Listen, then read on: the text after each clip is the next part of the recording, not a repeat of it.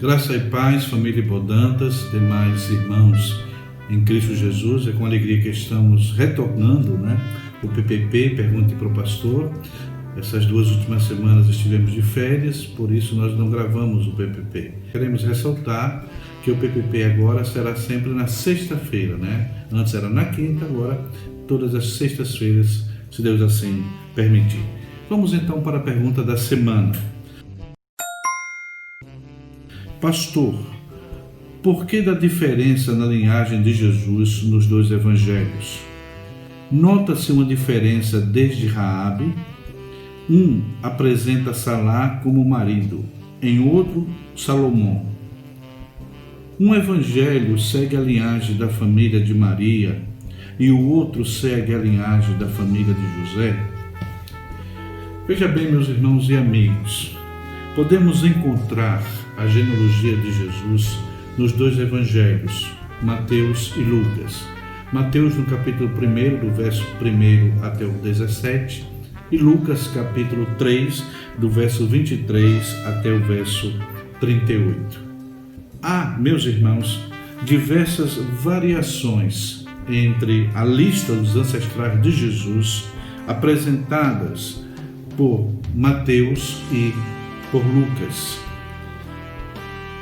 Lucas, meus irmãos, ele trata, só ele, na lista de Lucas, trata do período de Adão até Abraão. E a partir de Abraão até Davi, há uma concordância genérica entre ambas as listas. Tem-se feito várias tentativas para conciliar essas 2 árvores genealógicas, sugerindo que Lucas traça a genealogia de Jesus a partir de Maria, isto é, através de Maria. Em contraste com Mateus, que trata a linhagem de Jesus através de José. A árvore genealógica comumente era traçada através do pai. E, sobretudo, o fato de Lucas ter aceitado a concepção natural de Jesus não o impedia de traçar a árvore genealógica de Jesus através de José, como forma válida de estabelecer uma reivindicação à ascendência davídica. Algo, meus irmãos, notável a destacar na genealogia apresentada por Mateus é a inclusão do nome de 4 mulheres: Tamar, Raabe, Ruth e a esposa de Urias. Costumeiramente, as genealogias judaicas mencionam apenas os nomes dos homens.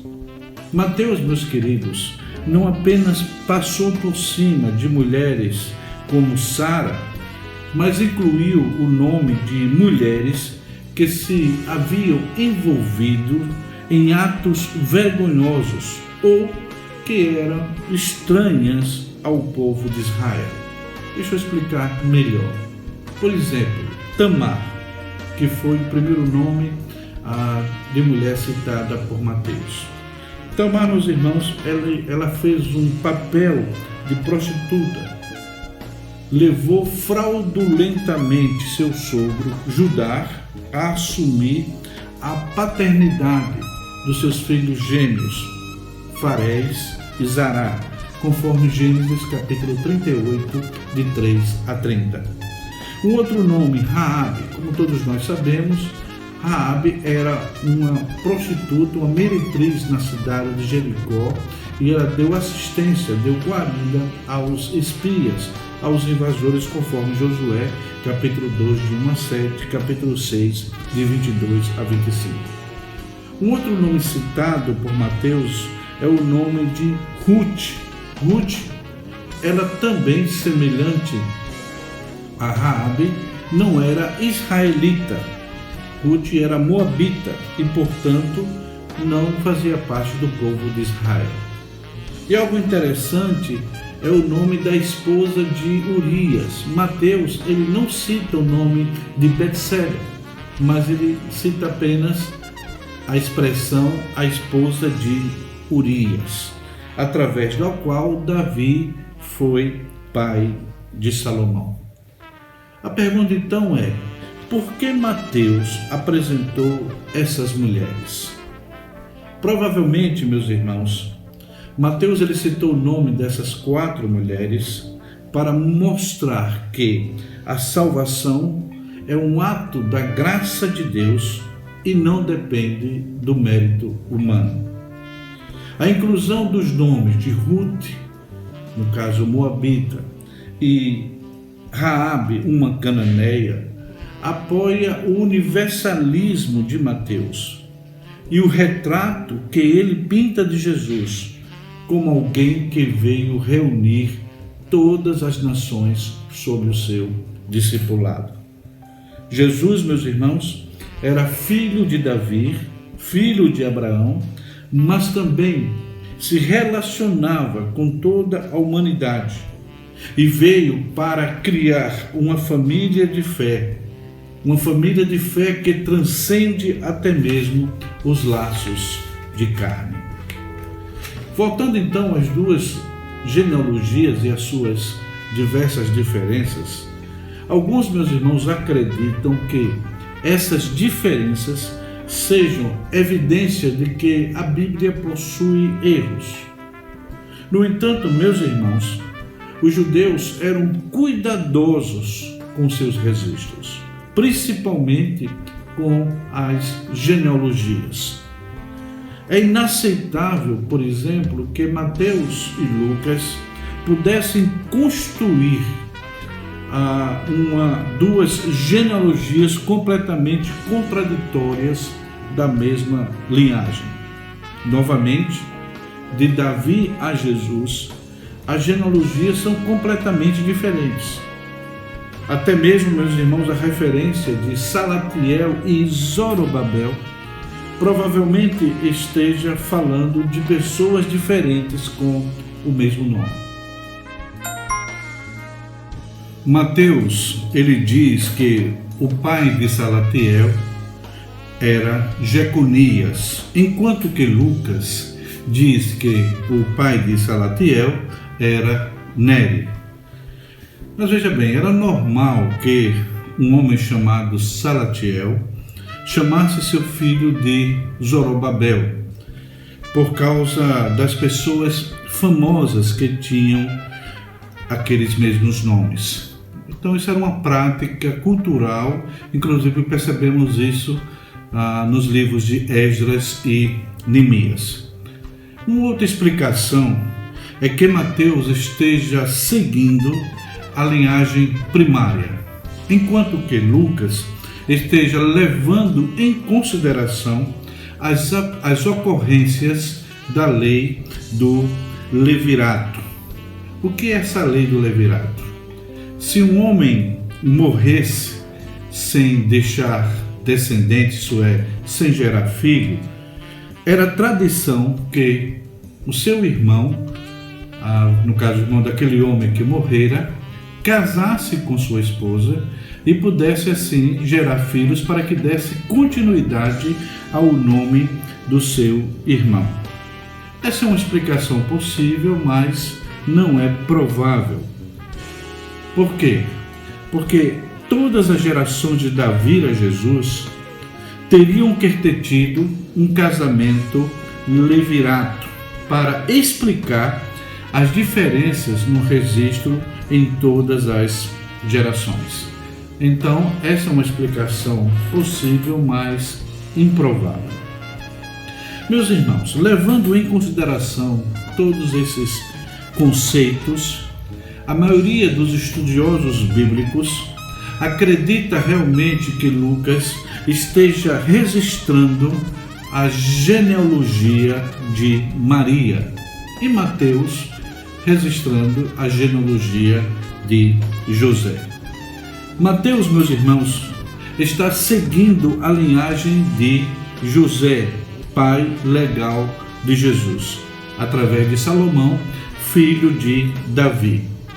Enquanto que Lucas está seguindo a linhagem de Maria, Maria, que é parente sanguíneo de Jesus.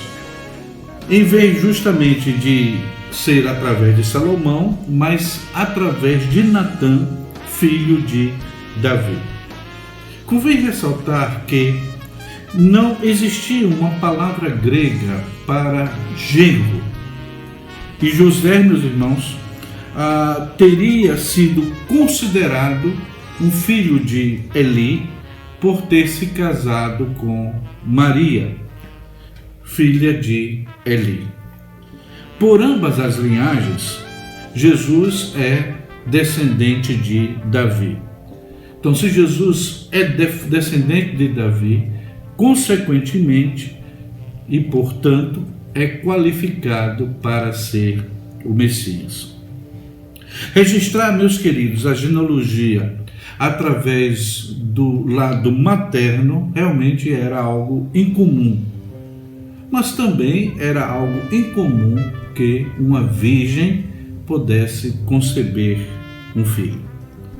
A explicação de Lucas é que Jesus era filho de José. Percebemos no capítulo 3, verso 23, quando ele usa a expressão como se cuidava.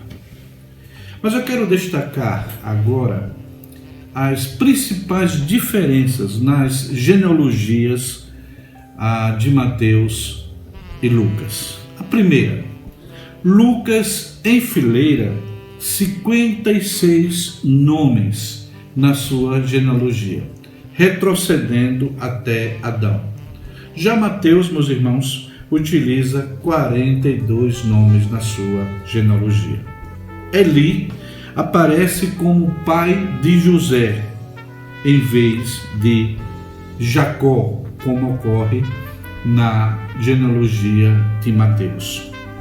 Há 7 diferenças nos antepassados imediatos de Zorobabel, conforme Lucas capítulo 3, de 26 a 27. A quarta diferença que eu quero destacar é que Neri, em vez de Jaconia, aparece como pai de Salatiel. Lucas capítulo 3, verso 27.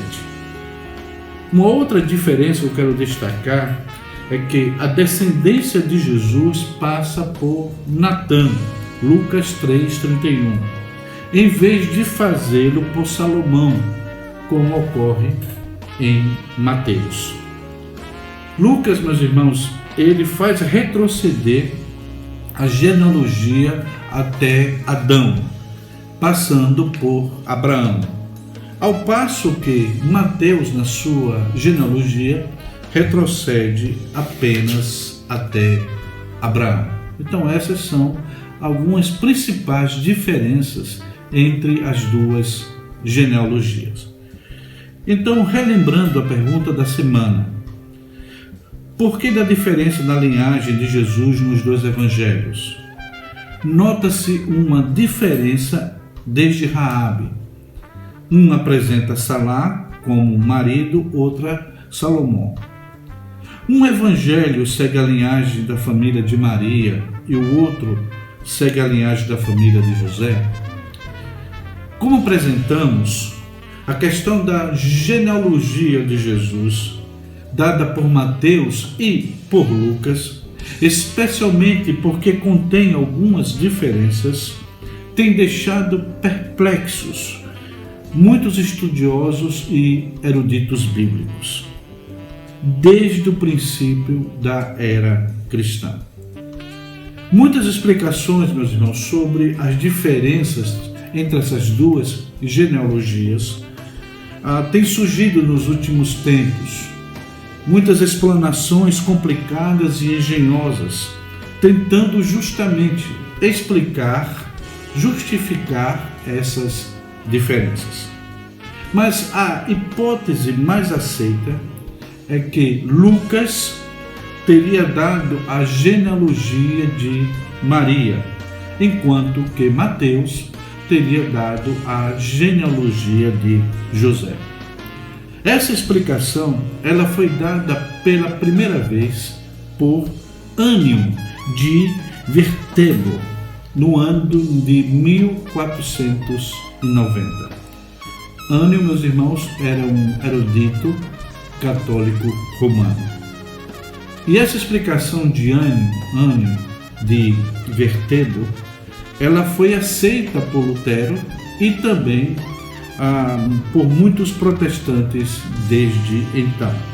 Mas convém ressaltar que os eruditos modernos não têm aceitado essa explicação.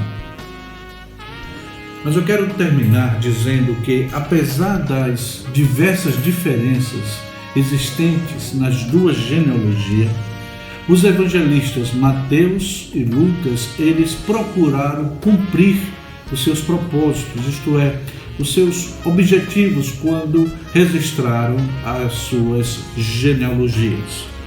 Mateus, na sua genealogia, apresenta Jesus como herdeiro legal do trono de Davi, enquanto que Lucas, na sua genealogia, expõe sua descendência sanguínea através da sua mãe Maria.